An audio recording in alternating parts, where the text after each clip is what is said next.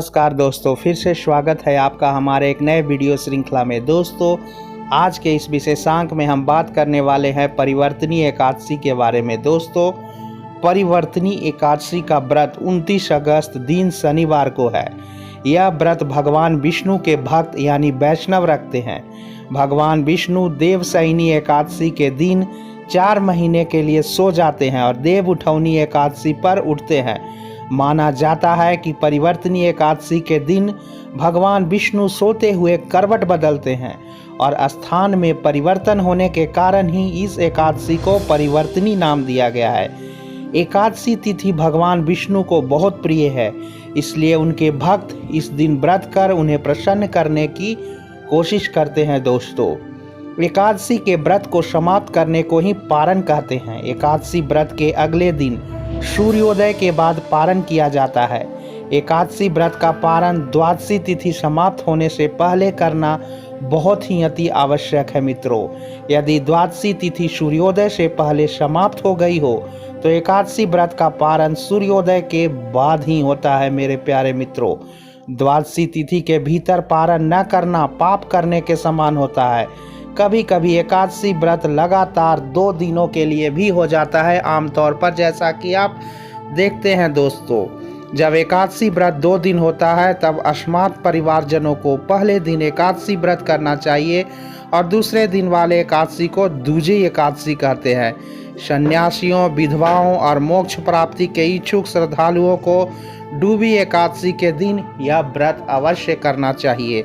जब जब एकादशी व्रत 2 दिन होता है तब तब दूजी एकादशी और वैष्णव एकादशी जो है एक ही दिन होती है। दोस्तों, इस दिन सबसे पहले ब्रह्म मुहूर्त में उठकर साधक स्नान करे। इसके बाद साफ कपड़े पहने और जिस स्थान पर पूजा करनी हो उस स्थान को सफाई करे। फिर गंगा जल डालकर पूजन स्थल को पूरी तरह हृदय रूप से पवित्र करना चाहिए। दोस्तों, इसके बाद एक चौकी ले और पीले रंग का कपड़ा बिछाए। भगवान लक्ष्मी नारायण की प्रतिमा उस पर विराजित करे। दीपक जलाइए और प्रतिमा पर कुमकुम या चंदन का तिलक लगाना चाहिए।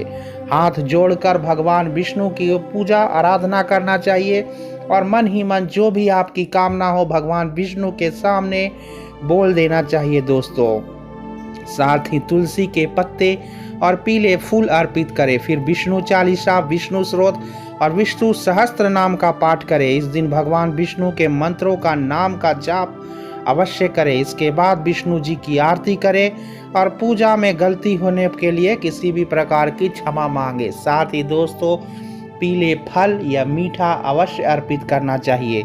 जहां तक इसके शुभ मुहूर्त की बात है दोस्तों, तो यह 28 अगस्त को शुक्रवार की सुबह 8:38 पर एकादशी आरंभ हो रही है और जो कि समाप्त 29 अगस्त शनिवार की सुबह 8:17 पर है। पारण का समय दोस्तों 30 अगस्त सुबह 5:38 से लेकर 8:21 तक है। तो दोस्तों, परिवर्तनीय एकादशी का महत्व हमारे जीवन में काफ़ी है। इस दिन भगवान विष्णु की पूजा करने से वाजपेयी यज्ञ के समान हमें पुण्य प्राप्त होता है।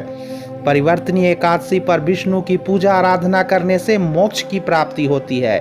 भगवान विष्णु और उनके अवतारों की पूजा करने वाले भक्तों की भाववर्धन की इच्छा होती है। मान्यता है कि एकादशी के प्रभाव से यह इच्छा पूर्ण होती है। भगवत दर्शन की माना जाता है कि इसी दिन भगवान अपने 5वें अवतार यानी वामन अवतार पे पृथ्वी पर आए थे, इसलिए इसे वामन जयंती भी मनाई जाती है।